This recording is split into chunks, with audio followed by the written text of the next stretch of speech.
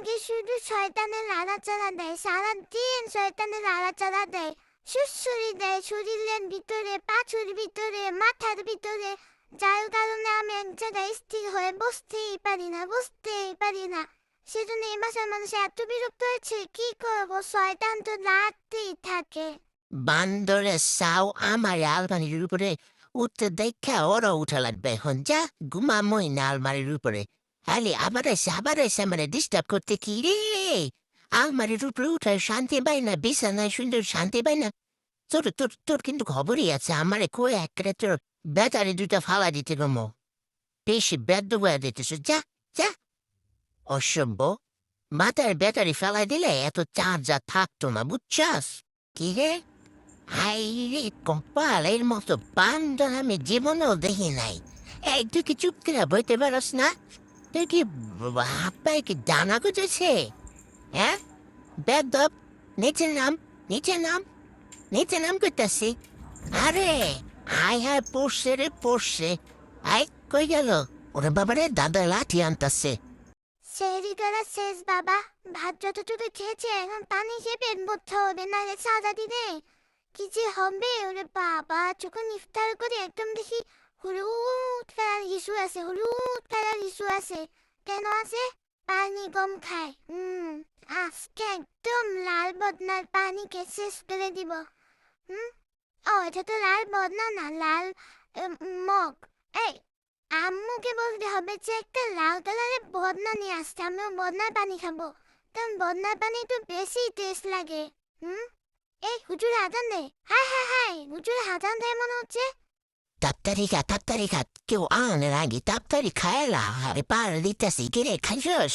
আরে মিনি ভাইয়া, খাচ্ছি তো, এত ছোট মুখ দেখে এত তাড়াতাড়ি খাওয়া যায় নাকি? টুট, ভাল লাগে না। দেখি হালাল ধরে হালাল সর, আমি খাই। বিরক্তিতে করতেছি যে তাড়াতাড়ি খা, কেউ দেখা ফেলাইলে সমস্যা। এমনি রোজা রমজানের মাস, হ্যাঁ রোজাদারদের সামনে খাইতে হয় না, তুই জানোস না? সর, আমি খায় তোরে হেল্প করি। দেখেছো মিকি ভাইয়া, তুমি কিন্তু তার আগে বেশি করো। সরো সরো, আমি খাবো, তোমার এত হেল্প করা লাগবে না। হাই হাই রে, দাদা যদি দেখা ফেলাই করে লাঠি নিয়ে আয় মনে করে পাশার মধ্যে ডুরুম ডুরুম পড়বো নে। তাড়াতাড়ি খা। একটা কাক পক্ষীও জানে না জানে যে আমরা খায়ালাইছি। ঈদের আগে কেড়ে ফেসিয়াল করে ফেলাইছি। মা মারে কৃষি আমার একটু পালা কিরা পেডিকিউর মেনিকিউর ফেসিয়াল টেসিয়াল যা আছে করে সুন্দর করে দাও। এলেগা এই যে মামা আইসে করে দুইরা বাইন্দা আমারে পেডিকিউর মেনিকিউর করা শুরু করছে। যে পরিমাণে লোম উঠছে, ইসি শরীরে যত ময়লা লোম সব উঠছে, সব লোম দিয়ে আমি একেবারে জমায় রাখা দিমু। ঈদের দিন বান্ধবীদের সালামি দিমু একটা করে লোম।